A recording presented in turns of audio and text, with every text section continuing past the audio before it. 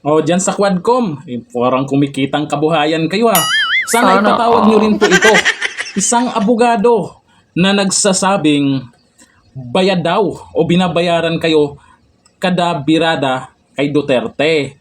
At milyones ang pinag-uusapan na ito. At ito si Attorney Harry Roque. Attorney, ilabas mo na yan.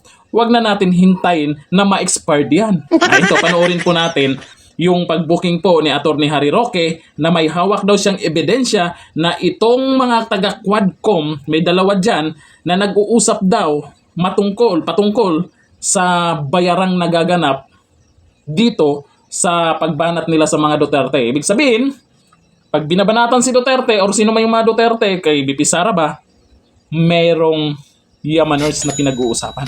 May makukuha ka. Kanino ba galing? Sino ba yung nagbabayad? Ito, panoorin natin.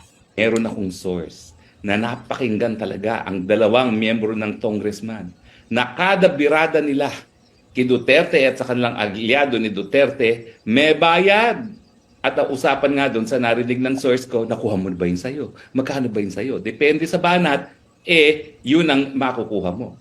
Anywhere from 1 to 10 million ang bayad. Sino ba ang nagbabayad niyan? Saan ba nanggagaling ang pera na yan? Hindi naman yan galing sa personal na pera ng Tambaluslos. Galing din yan sa taong bayan. Mantakin nyo, ginagamit yung sana pera para sa flood control para banatan ang mga Dutertes at ang kanilang mga kaalyado dyan mismo sa Tuwad Committee. Totoo po yan, ha?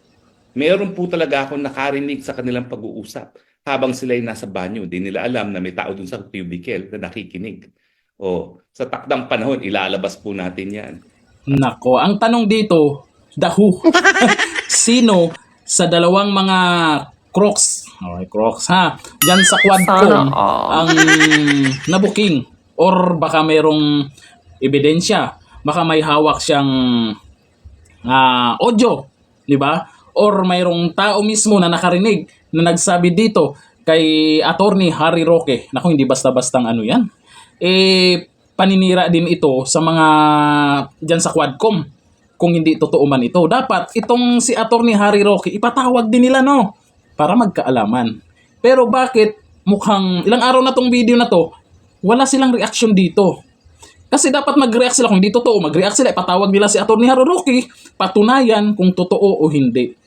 Mukhang tameme sila dito. Mukhang hindi nila pinapansin ito at malabong hindi nila papansinin ito. Kilala natin yan, si Attorney Harry Roque.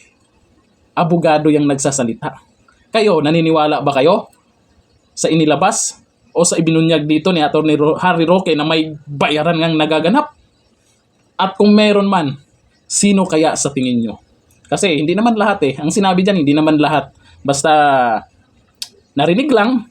Hindi natin alam kung may audio na na-record yung pag-uusap or yung tao mismo ang nakarinig tapos nagsumbong lang, di ba? Mahirap naman yan kung walang ebidensya. Pero hintayin natin kung kailan ilabas. Huwag mo nang patagalin, Attorney Harry Roque. Siyempre kami, maghihintay din kami kung totoo man yan o hindi para malaman kung sino man yan, ay sana all na lang. Ano masasabi niyo po dyan? Dito, sa nagaganap na bayaran, akala ko ba walang budget? Meron naman pala, milyones. Kanino nga galing yan? Sana all. Sino pa ba? Kung hindi, yung nag-uutos sa kanila. Sa mga mahilig magkape, ayan, o Triple H Acid Taba, napakasarap. Mayroon ding mga food supplement dyan, may vitamin C. Hanggang dito na lang. Thank you. Bye-bye.